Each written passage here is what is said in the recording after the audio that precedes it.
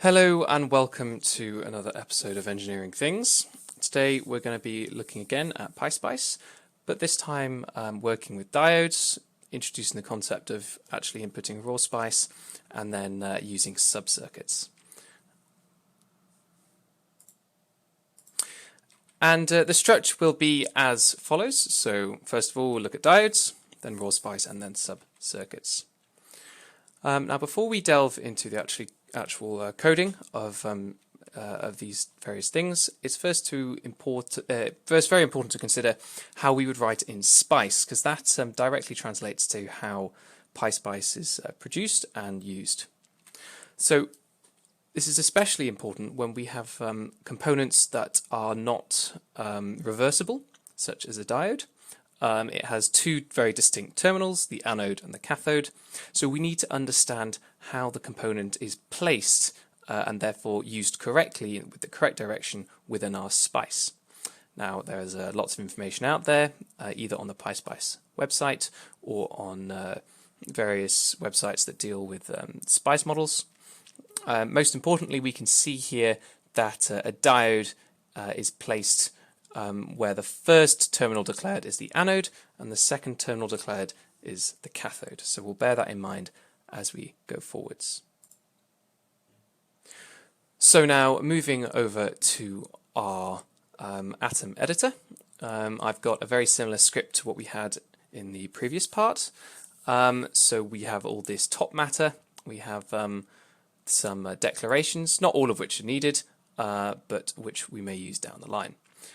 Most importantly, we have of course included our PySpice imports. We've set up the logger as before, and we are using this if statement to make sure that when we're using Linux, which we're using Windows for subsystem Linux, we are using the NGSpice subprocess.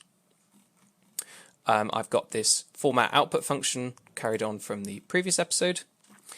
And now we're going to go ahead and make a circuit with a diode. I've actually pre-modeled this circuit on NGSpice, so we have a visual aid to what we're going to be producing.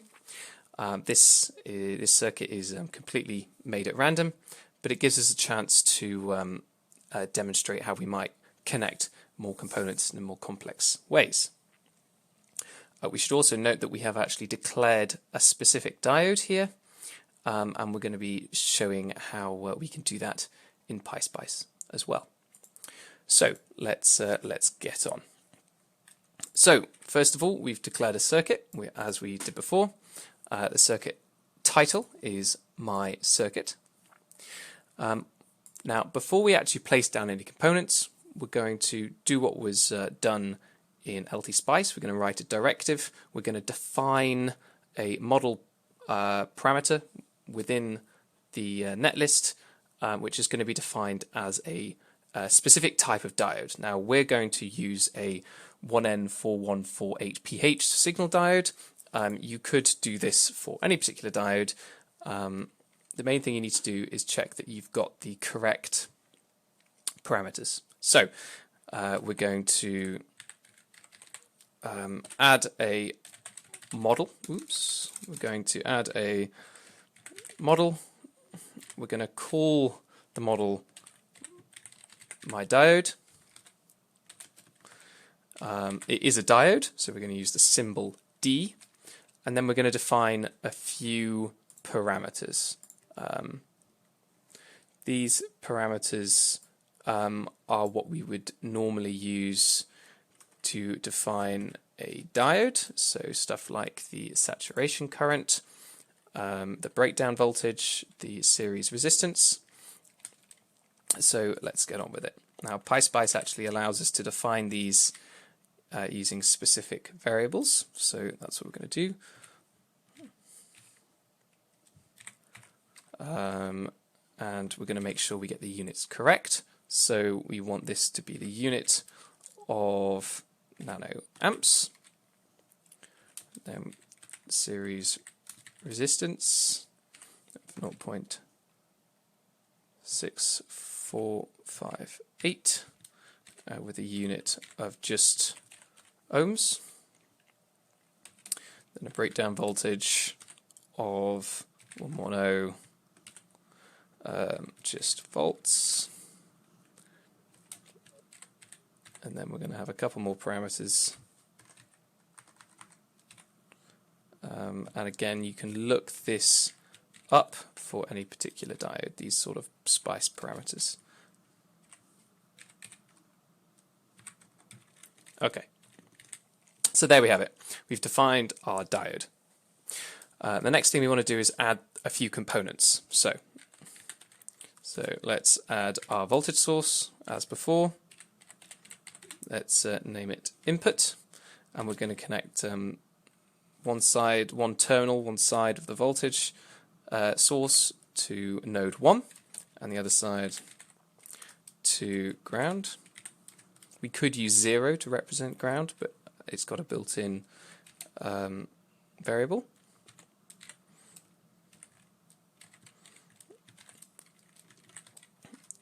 And then we've got a resistor 1 from node 1 to node 2 of 9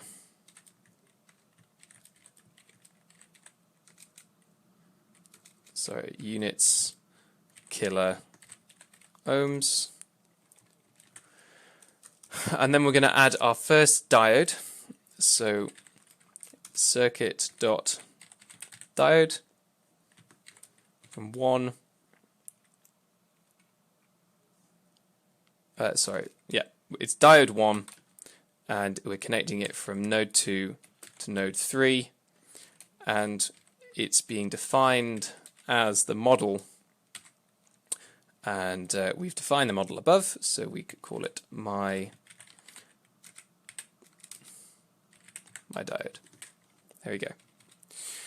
And then finally we're going to do, I'm just going to copy and paste here, so this now is resistor 2, and it's going from node 3 to the circuit ground, and similarly we're going to have the same diode going, so it's now diode 2 going from node 3 to the circuit ground. Brilliant. So what we're going to do is we're going to quickly print out that netlist and make sure that it looks how we hope it does. Ooh, that's the wrong one. So here we go. So we now have our netlist. We have the voltage inputs, the 2 resistors, and the 2 diodes, and then the diode model being used.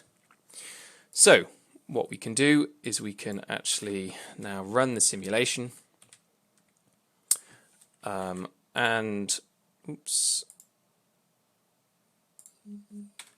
the simulation, and there we go, we get our output. So that is an example of how you can introduce a diode of a particular custom property into PySpice, or into a netlist in this case.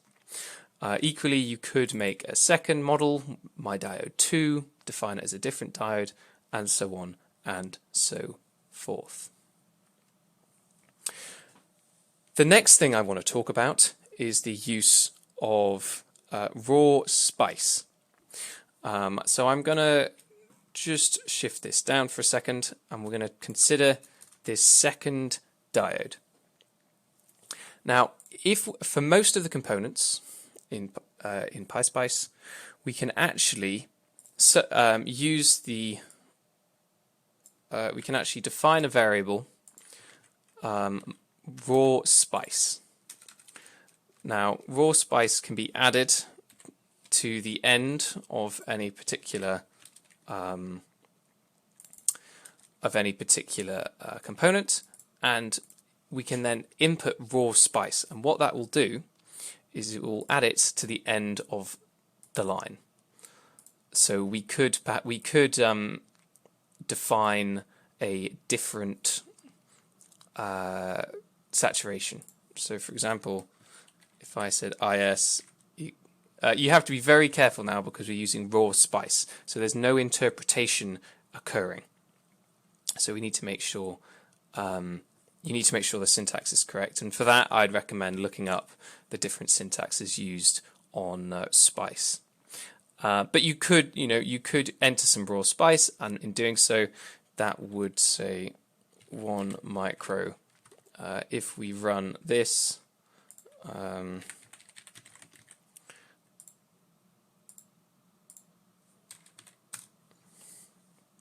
what we see now is we've appended some raw Spice onto the definition of diode 2, and that would actually take priority over the definition of my diode. So you can adjust properties by doing that.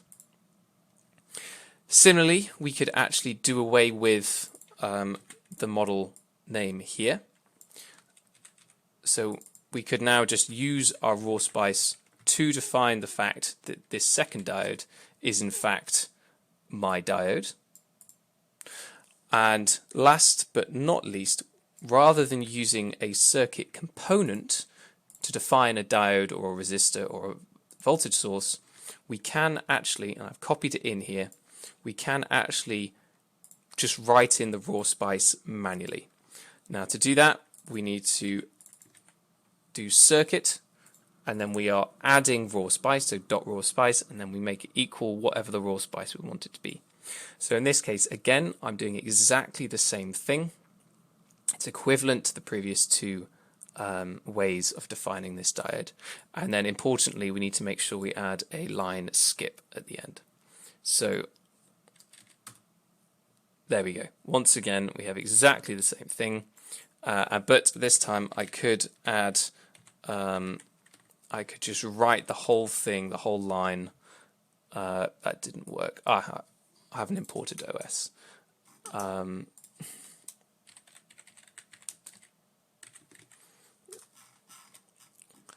There we go. So we've now defined it manually and using a raw Spice line as opposed to using one of the inbuilt components. So if you're ever struggling with getting a component working, you can actually just write in the raw Spice manually. A very useful thing to do. Now, the final thing I want to talk to you about today is the use of subcircuits. Again, this is a very powerful tool. This can enable us to parameterize our subcircuits, which is even more powerful inside of Python, because in Python we can produce a generic subcircuit, pass in different values, rerun the simulations, so you can begin to see how we can build up some really powerful functionality which wouldn't be possible in just a standard Spice program, or at least a bit harder. So within PySpice there are actually two different ways to produce and run a subcircuit. We can either use the SubCircuit factory or the SubCircuit classes. In this example, I'm going to be using the SubCircuit class, not the SubCircuit factory. So we've gone back to our code now. This is the same code as we had previously, defining this NGSpice circuit defined here.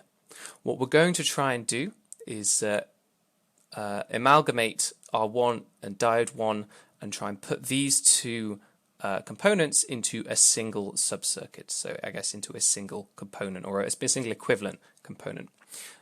You can build subcircuits inside of NGSpice. We're going to do a similar thing now inside of PySpice. So as I mentioned, we're going to be using SubCircuit, not SubCircuit factory. Either way, you would import them from the Spice netlists, just as we did with circuit. So make sure we've imported SubCircuit. We're then going to scroll down and we're going to build our SubCircuit class at the top of our script. So let us produce a class. We're going to call this class my subcir, so my subcircuit, and it's going to be based off of the subcircuit we've imported. Next, we're going to add in some default nodes, and these are going to be, let's just for convenience, we're going to call it T in, so that's the terminal input, and we're going to have, what should we have? T out would make sense, so terminal output. Next, we're going to define an init for this class, and we're going to pass in self, of course. Then we're going to select a name for this particular subcircuit, and we're going to have a value R, which is going to define the resistor in this resistor diode parallel subcircuit. And for the sake of it, we don't need to, but we're going to actually define the default resistance as 1 kilo ohm. Okay, so we then need to just do this.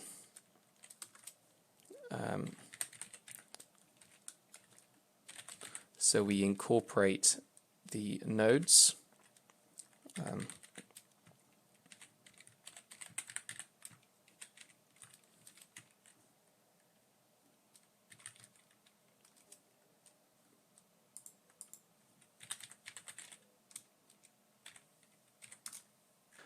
Oh, we've got a little mistake here. We just need to make sure we add in that dot. Okay, so next we're going to, and I'm actually just going to scroll down, copy these in, and then we're going to make a couple of changes. So this can now be the first resistor and the first diode within the subcircuit.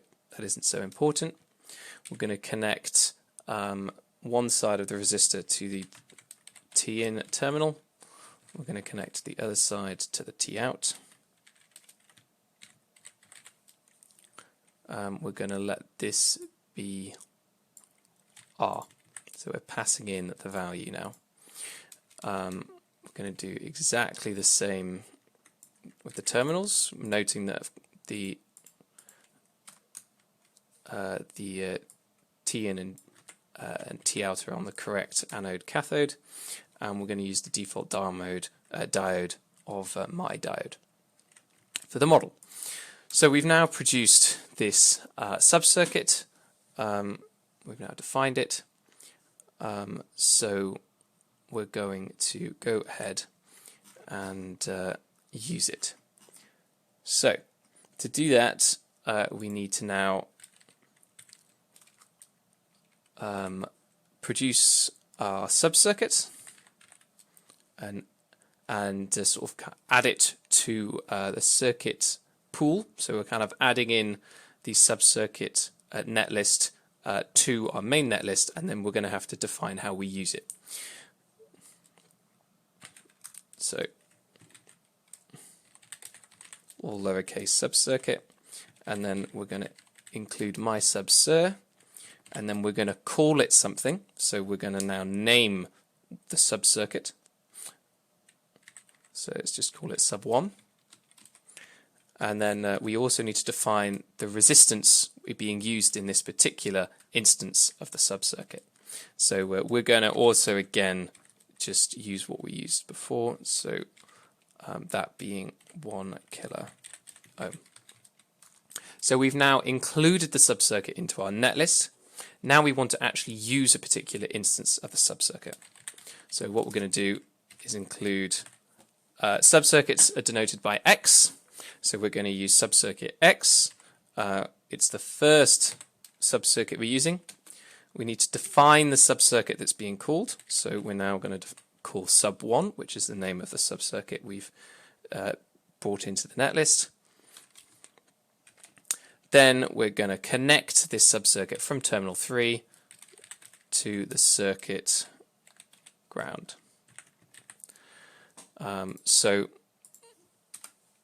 let's print the subcircuit. In fact, let's print the whole thing, the whole simulator, so simulator and the netlist and directives, and then let's run it. So we can do that now.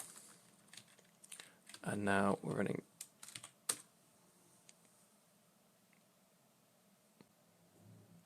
Okay, you'll have noticed there that we've thrown an error, and we can quite clearly see that that's because we have a conflict of element names, because I have foolishly mistaken to assign these two components to the subcircuit, not the circuit. So let's just make sure we're assigning them to the self rather than the overall circuit. So in doing so, of course, we make sure that the components are in the correct part of the netlist. So now that we've done that, we should be able to run and get our result. So we've printed out, I'll zoom in a little bit here, we've printed out our entire netlist. This includes this top subcircuit where we've defined our sub 1, which is the resistor and diode in parallel. You can note that we can use the same letter marking the diode and resistors because they're in different, because this bit's in a subcircuit and this bit's in the main netlist, so that's okay. Yep, and then we're using this subcircuit X1. We've covered a little bit more today. We've looked at the use of a new component, a diode, and how we need to be careful when we're connecting the terminals, making sure we're looking at the comparing it to the real spice and reading the documentation. We've gone ahead and introduced the idea of actually just typing in raw spice, not just using the interface provided by us through PySpice. And then finally, we've used the subcircuit class to introduce and use a subcircuit. So thank you very much for listening, and I'll see you in the next one.